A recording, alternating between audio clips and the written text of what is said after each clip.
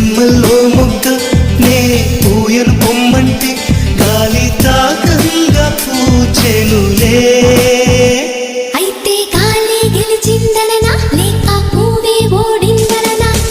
రాళ్ళల్లో శిల్పం లోపల దాగున్న పూలి తాకంగా వెలిసెనులే. అయితే పులియే గెలిచిందననా లేక శిల్పం ఓడిందననా?